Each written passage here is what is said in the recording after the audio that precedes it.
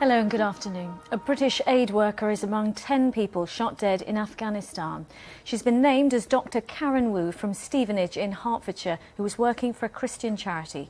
The bodies of 6 Americans, a German and 2 Afghans were also found in the northeastern province of Badakhshan. Police said robbery may have been the motive, but the Taliban claim they were behind the attack. Quentin Sommerville is in Kabul now. Quentin.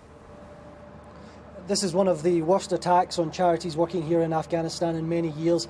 8 foreign workers killed, along with 2 Afghan translators, and among them a British doctor. Karen Wu gave up a well-paid job working for the private health firm Bupa to move to Afghanistan to do charity work. She travelled far into one of the remotest parts of the country, a 120-mile trek through the mountains, to help set up an eye clinic.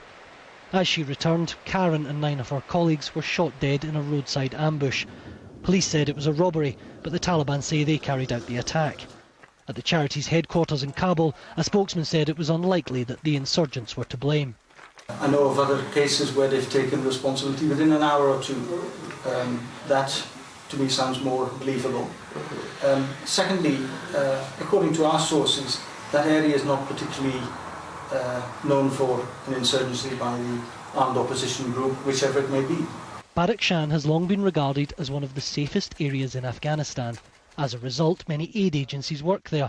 But in recent months, the threat from insurgents has increased, and that could lead to charities leaving. With each attack like this, the aid workers have had to pull back and have been unable to reach the people who need it the most. So this is a real setback. Karen Wu was committed to Afghanistan. She knew that her trip north wasn't without risk, but as she said in one of her last blog entries, it was worth the effort if it assisted those who needed it most. Well, the families of the victims have been informed, and the bodies are now being returned by helicopter to Kabul for formal identification. From Kabul, Quentin, thank you. Army bomb disposal experts are dealing with a device found near the home of a Catholic police officer in County Down in Northern Ireland. The device was discovered this morning in the coastal town of Kilkeel. Police have asked people to avoid the area while their investigations are continuing. A key dam has been breached by floodwater in southern Pakistan, putting at least 400,000 people at risk. Our correspondent, Orla Guerin, has spent the day with the Pakistan's military on a rescue operation in Sindh, from where she sent this report. A frightening expanse of water. This was dry land 1 week ago. We joined the army on a rescue mission, battling the floodwaters and the driving rains. Well, the rain just started falling here again in the last few minutes, and it's quickly become an absolute deluge. It's going to make any effort to find and rescue people far more difficult. The water has been rising dangerously here, 2 feet in the last 24 hours, and the floodwaters now cover a span that is 40 kilometres wide. On board Ilahi Bash, whose entire family was in danger of being swept away. First, we reached his neighbours, almost 20 women and children, trapped on a shrinking island of land. They wouldn't go because their husbands weren't there. Others were trying to find their own way to safety. Then we reached Ilahi Bash's family. A few hours more might have been too late. They were loaded onto the boat as the earth vanished beneath their feet.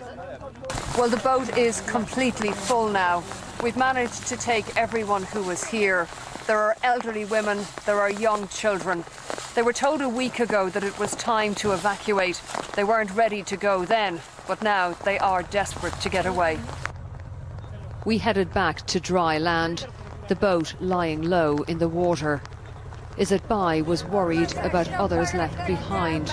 Send more boats, she said. There are children waiting. And the army returned 3 times, rescuing their neighbours, saving lives while there's still time. Orla Guerin, BBC News, Sindh. Meanwhile, the son of the Pakistani president says his father has raised more money for flood victims by staying in Europe than returning home. Bilawal Bhutto Zardari was speaking at the launch of an aid appeal in London. His father, President Zardari, is in Birmingham, where he'll end his visit to Britain with a speech at a rally of his Pakistan's People's Party. And that's it for now. There's more on the BBC News channel, and I'll be back with the latest from the newsroom at 20 to 11 on BBC One. Until then, enjoy your afternoon.